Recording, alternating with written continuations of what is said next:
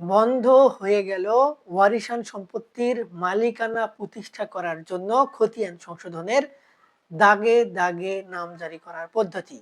এর মাধ্যমে এক প্রকার বলা যায় যে ওয়ারিশান সম্পত্তির মালিকানা এবং ভোগ দখল অর্জনের যে স্বাধীনতা ভূমি মালিকদের ছিল সেটি এক প্রকার রোধ হয়ে গেল। তাহলে এখন থেকে ভূমি মালিকেরা কোন পদ্ধতি অনুসরণ করে ওয়ারিশান সম্পত্তির খতিয়ান সংশোধন করবেন কিংবা মালিকানা প্রতিষ্ঠা করবেন, আজকের এই ভিডিওটিতে এই সংক্রান্ত বিষয়গুলো নিয়েই বিস্তারিত আলোচনা করব। তো কথা না বাড়িয়ে চলুন ভিডিওটি শুরু করা যাক।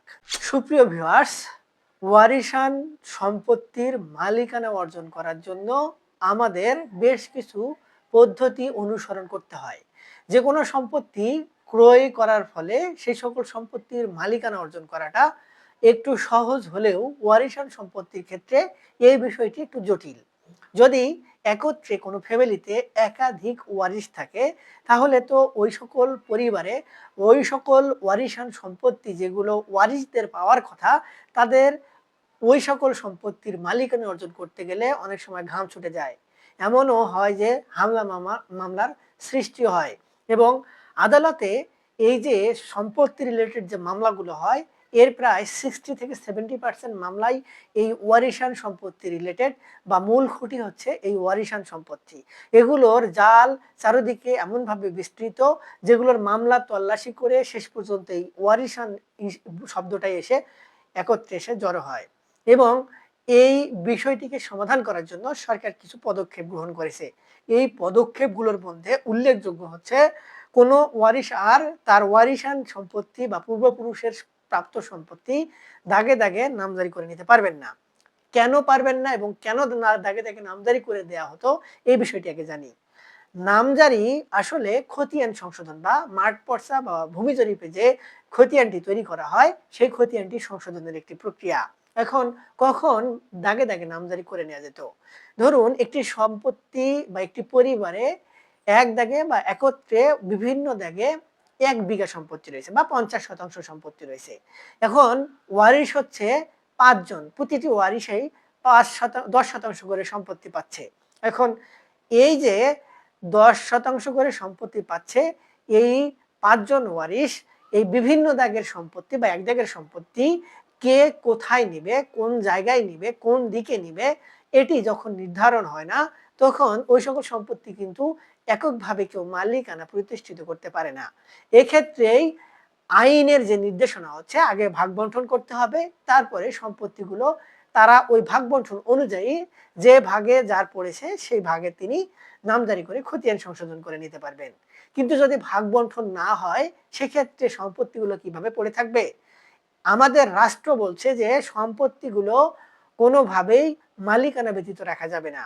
কোনো ব্যক্তি সম্পত্তি রেখে মৃত্যুবরণ করলে সেই সকল সম্পত্তি তার পরবর্তীতে ওয়ারিশরা যত দ্রুত সম্ভব মালিকানা বা ভোগ দখল অর্জন করবে এবং রাষ্ট্র নিয়ম মেনে সেগুলোতে নিজের নাম মালিকানা দলিলাদিতে উঠিয়ে ফেলবেন এবং ওই সকল সম্পত্তির যেটুকু খাজনা নির্ধারণ করা হয়েছে সরকারকে প্রতি বাৎসরিক হারে তারা প্রদান করবেন।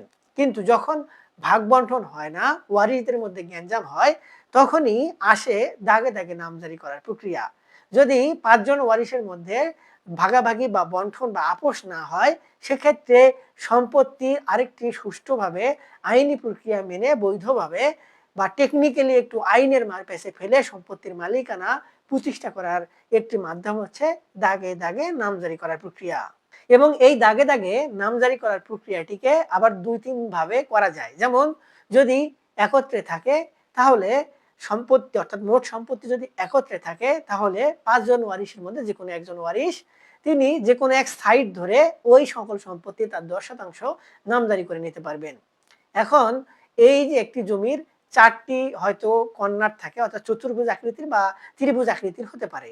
এবং তিনি যে কোনো একটি সাইড থেকে তার সম্পত্তিটি তিনি ওয়ারিশান সূত্রে পেয়েছেন এবং অন্য বাকি 4 জন ওয়ারিশ বাকি সম্পত্তি যতটুকু আছে ভাগ করে নিতে পারবেন এই মর্মে দেখিয়ে তিনি নামজারি করে বা খতিয়ান সংশোধন করতে পারতেন। কিংবা যদি এই 50% সম্পত্তি 5 জায়গায় হয় তাহলে প্রতি দাগে দাগে যদি 10% করে সম্পত্তি হয় তাহলে এই যে একজন ওয়ারিশ 10% পাচ্ছে তাহলে এই 10 দাগের থেকে তিনি 1% করে সম্পত্তি নামজারি করে নিতে পারতেন বা তার নামে মালিকানা প্রতিষ্ঠিত করতে পারতেন। এতে করে অন্য ওয়ারিশরা দেখতো যে ঝামেলা হবে, সেজন্য হয়তো অনেকে ভাগ বন্টনে বাধ্য হতো।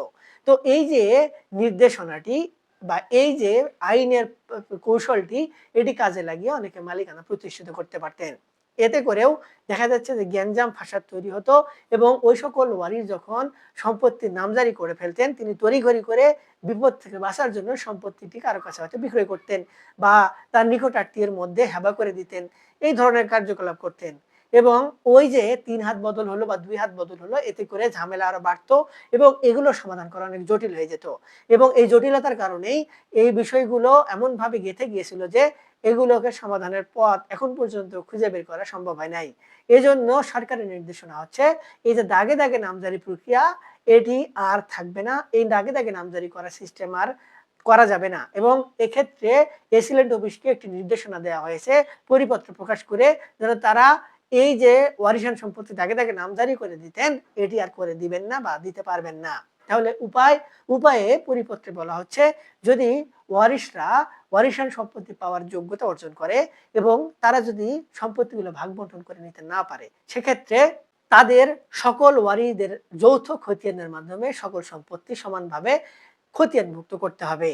অর্থাৎ সম্পত্তির দাগে, দাগে কোনো ব্যক্তি খতিয়ান পাবেন না। সকল সম্পত্তি সকল দাগে সকল জায়গায় সমানভাবে সকলেই অংশীদার হবেন, যদি বাটোয়ারা না করতে পারে। এক্ষেত্রে উপায়, তাদেরকে সকল ওয়ারিশরা একত্রে মিলে একটি ওয়ারিশান সনদ সংগ্রহ করতে হবে ইউনিয়ন পরিষদ, উপজেলা পরিষদ বা সিটি কর্পোরেশন থেকে। তারপরে তারা ওই ওয়ারিশান সনদের মাধ্যমে তারা সকল সম্পত্তি যৌথ খতিয়ানের জন্য ভূমি অফিসে আবেদন করবেন। এরূপ আবেদন পাওয়ার পরে ভূমি অফিসের কর্মকর্তা তাদের নামে যৌথ খতিয়ান করে দিবেন। কে কতটুকু সম্পত্তি পাবে সেটি উল্লেখ করে এবং সকল সম্পত্তি সকলের নামে। কে কোথায় কত দাগে পাচ্ছে এটি কোনোভাবে উল্লেখ করে দেওয়ার কোনো সুযোগ থাকবে না। এর মাধ্যমে কি দাঁড়ালো, যে দাগে, দাগে নামজারি প্রক্রিয়া একেবারে চিরতরে বাতিল হয়ে গেল। এবং যদি কোনো ওয়ারিশ এখন এসে আবার এই প্রক্রিয়ার মাধ্যম থেকে বের হতে চায় বা এই খতিয়ান থেকে বের হতে চায় এবং নিজে তার যেটুকু সম্পত্তি প্রাপ্ত হওয়ার কথা সেটুকু সম্পত্তি স্বাধীনভাবে এককভাবে খতিয়ান অন্তর্ভুক্ত বা নামজারি করতে চায়, সেক্ষেত্রে তাদেরকে আগে এসে বাটোয়ারা করতে হবে। অর্থাৎ সকল ওয়ারিশরা বাটোয়ারা করবে, দেন তারপরে তারা ওই সকল সম্পত্তি এককভাবে দাগে, দাগে বলেন আর যেভাবে বলেন নামজারি করে নিতে পারবে। যদি কোনো ক্ষেত্রে ওই ভাগ বন্টনটি না করা সম্ভব হয়, তাহলে করণীয়, এক্ষেত্রে লিগ্যাল এইড সেন্টারে আবেদন করার সুযোগ রয়েছে বাটোয়ারার। সেখানে আবেদন করলে লিগ্যাল এইড সেন্টার থেকে এসে বাটোয়ারা করে দিবে এবং সেই নির্দেশনা সকলে মানতে বাধ্য থাকবে। অথবা এর পরের স্টেপ হচ্ছে আদালতে বাটোয়ারার মামলা করা। তাহলে আদালত থেকে নির্দেশনা মোতাবেক সম্পত্তিগুলো ভাগ বন্টন করে দেওয়ার ব্যবস্থা গ্রহণ করা হবে। সুপ্রিয় ভিউয়ার্স, এই নির্দেশনার মাধ্যমেই এই যে দাগে, দাগে নামজারি করার যে প্রক্রিয়া বা ওয়ারিশরা ভাগ বন্টন ছাড়া যে নামজারি করে নিতে পারতেন নিজের যে ওয়ারিশান সম্পত্তির অংশ সেটুকুতে, এটি আর থাকছে না, এটি আর করা যাবে না। এই নির্দেশনার পরে এটিকে যদি করে সেটি অবৈধ।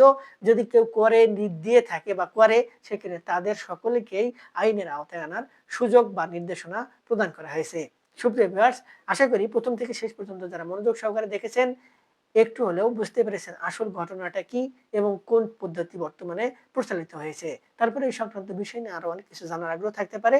সেক্ষেত্রে আমাদের ভিডিওর নিচে কমেন্ট বক্স রয়েছে, সেখানে কমেন্টস করবেন। আমরা আপনাদের সহযোগিতা করার চেষ্টা করব। আজকে এ পর্যন্তই, দেখা হবে সামনে নতুন কোনো ভিডিওতে। ততদিন পর্যন্ত ভালো থাকবেন। ধন্যবাদ।